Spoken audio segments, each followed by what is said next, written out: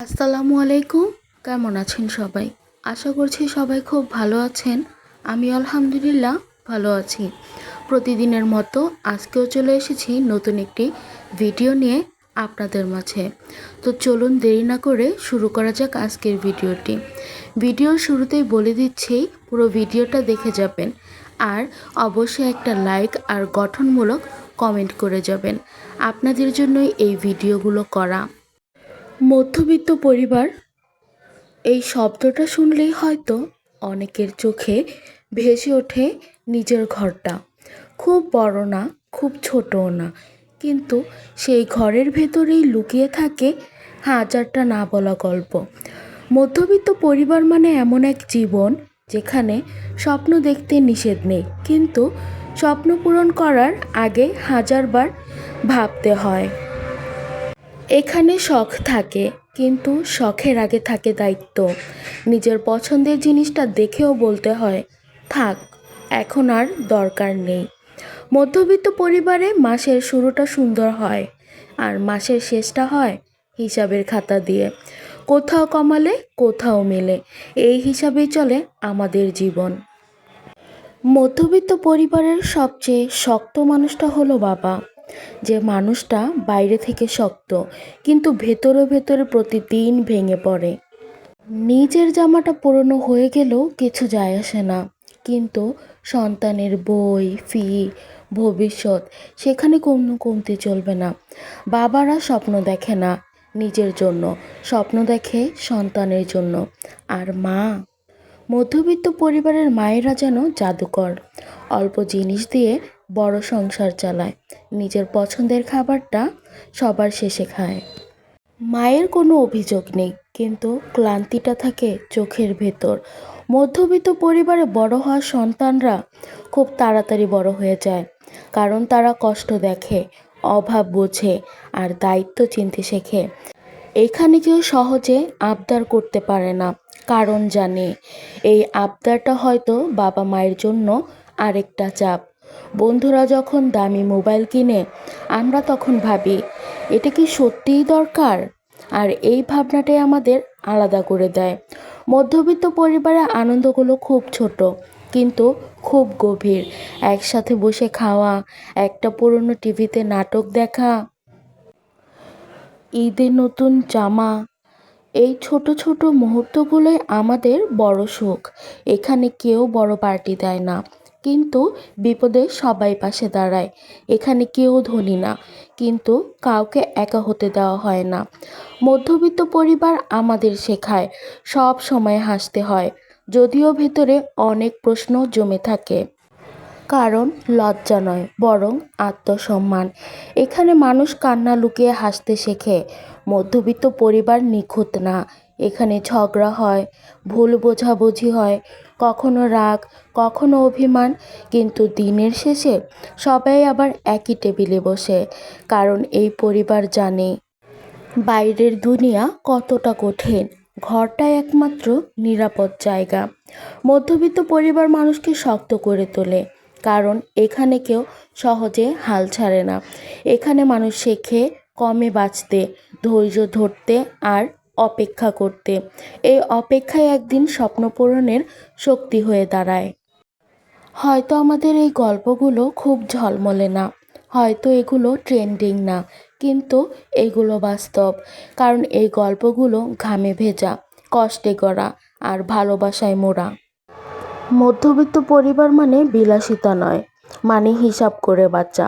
মাস শুরু হয় স্বপ্ন দিয়ে, মাস শেষ হয় হিসাব দিয়ে। এখানে শখ থাকে, কিন্তু আগে দায়িত্ব। আমাদের আনন্দগুলো ছোট, কিন্তু অনুভূতিগুলো খুব বড়। নতুন জামা বছরে একবার, কিন্তু সেটা দিয়েই এক সপ্তাহের উত্তেজনা। রেস্টুরেন্ট নয়, বাসার রান্নাতেই সবচেয়ে দামি স্বাদ।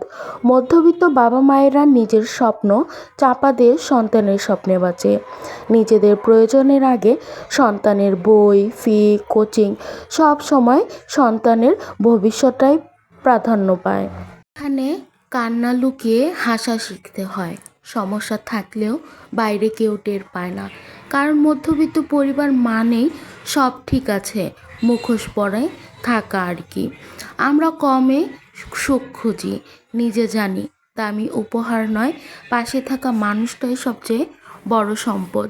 মধ্যবিত্ত পরিবার মানুষকে শক্ত করে তোলে, কারণ এখানে কেউ সহজে হাল ছাড়তে শেখে না। মধ্যবিত্ত পরিবারে কাল নিব কথাটাই সবচেয়ে বেশি বলা হয়, আজ না কাল। এই কালই এক সময় ধৈর্য শেখায়। এখানে শখগুলো ধীরে ধীরে দায়িত্বে বদলে যায়। ছোটবেলায় যা চাইতাম বড় হয়ে বুঝি সব চাওয়া পূরণ হওয়াই সুখ না। মধ্যবিত্ত পরিবারে বড় হওয়া মানে অল্পতেই কৃতজ্ঞ হতে শেখা। এক কাপ চা, সাথে বসে গল্প, এটাই আমাদের বিলাসিতা। সবচেয়ে দামি জিনিসটা এখানে টাকা না, সম্মান। কারণ সম্মান হারালে সব হারানোর ভয় থাকে।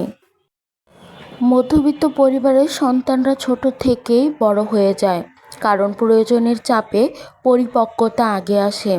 এখানে কেউ কাউকে বোঝা মনে করে না, সবাই একে অপরের ভরসা। মধ্যবিত্ত পরিবার কখনো নিখুঁত না, খুব আপন।